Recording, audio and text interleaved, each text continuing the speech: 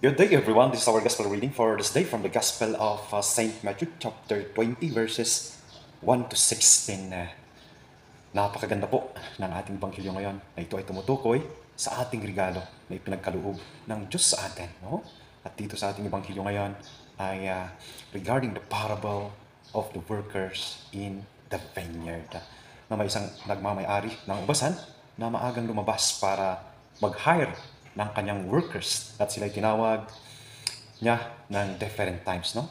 May maaga, 9 o'clock a.m., 12 noon, 3 p.m. at 5 p.m. At sila ay nagkasundo ng sahod. Pero nung magdidilim na, pinatawag ng may-ari ng ubasan ang kanyang mga workers, no? Para ibigay ang kanilang sahod.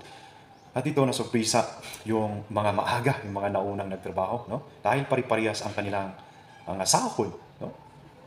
Sa mga late na nagtrabaho.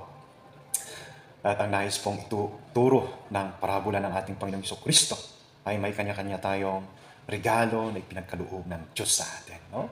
Na kailangan nating mapagpasalamat, no? At ito ay treasure natin.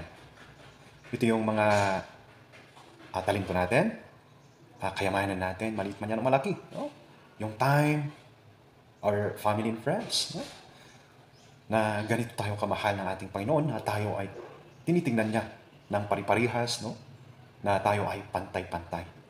Na kahit ikaw man ay mahirap o mayaman, kahit puso mo ay sinungaling paminsan-minsan, at ikaw ay bad boy. At sana bilang isang Kristiyano ay tayo ay sumunod sa Kanya, no? Yakapin natin siya at tanggapin natin siya ng buong puso. Amen and Amen. Your True Cups from Benguet First Provincial Mobile Force Company na palaging nagsabi, be grateful, be joyful, be thankful with a humble heart. Thank you po and God bless.